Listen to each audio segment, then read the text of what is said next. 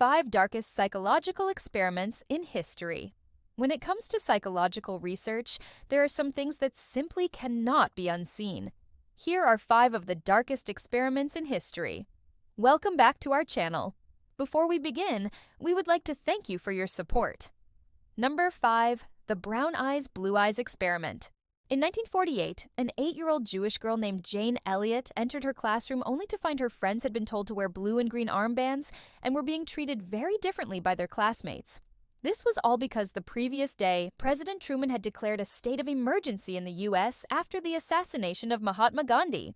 That day in class, Miss Elliott told her students that the blue-eyed students were now superior to the brown-eyed students and should be treated as such. She then proceeded to treat the blue-eyed students better, giving them more positive feedback, better grades, and nicer activities. By the end of the experiment, the children were exhibiting anti-Semitism, refusing to speak to the brown-eyed children and even calling them derogatory names. Shocked by the results, Miss Elliott ended the experiment and switched the armbands to green and blue. But unfortunately, this simply resulted in the children becoming even more bigoted. This experiment showed just how quickly and easily prejudice can spread throughout a group of people.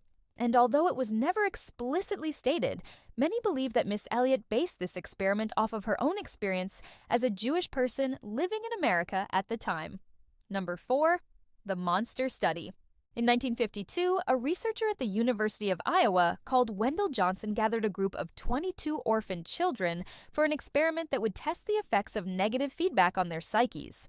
Johnson split the children into 2 groups, one that would receive only positive feedback and another that would receive both positive and negative feedback. What he wanted to see was if labeling children as good or bad would affect their behavior. At first, the results seemed to indicate that it didn't. But a few months into the experiment, everything changed. One of the children in the negative group began acting out, stealing food and trying to set fires. When the researchers confronted him about his behavior, he simply said that it must be because he was bad. In fact, the negative group began to exhibit severe behavioral and educational issues, with some of the children never recovering. Horrified by his results, Johnson ended the experiment and the children were given therapy. Despite this, Johnson continued to study the effects of negative feedback for the rest of his life, even though his colleagues had already proven that negative feedback has a lasting negative effect on those who receive it. 3. The Lucifer Effect.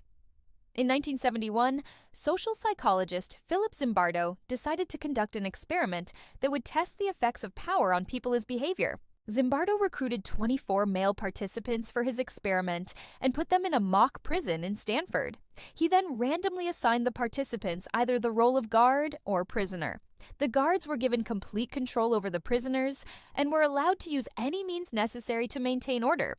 As the experiment progressed, the guards became increasingly abusive, subjecting the prisoners to things like solitary confinement, sleep deprivation, and forced labor. After only 6 days, the experiment had to be ended due to the increasingly dangerous situation. This experiment demonstrated the incredible power that authority can have over people's behavior, with some of the prisoners later claiming that they suffered from post-traumatic stress disorder as a result. Number 2. The Uganda War on HIV/AIDS. During the early 1980s, Uganda was in the midst of a civil war, which made it difficult for researchers to study the spread of HIV/AIDS. However, in 1983, a team of researchers led by John B. McNeil came up with a solution. They would start a fake war in order to get people to flee their homes, thus making it easier to track the spread of the disease. Although this may sound insane, it actually worked, with the experiment showing that people who fled their homes during the fake war were twice as likely to contract HIV/AIDS. However, this data was never used for its intended purpose. Instead, it was classified until 2003 when it was finally declassified and published in the Journal of the American Medical Association. Number 1. The Stolen Generation. Between 1905 and 1967, over 100,000 Aboriginal Australian children were forcibly removed from their families and placed in government-run institutions where they were forbidden to speak their native languages and told that their families had abandoned them. This dark experiment was designed to assimilate Aboriginal Australians into white culture and was conducted by the Australian government. The stolen generation had a devastating impact on Aboriginal Australians, with many of the children suffering from severe psychological trauma.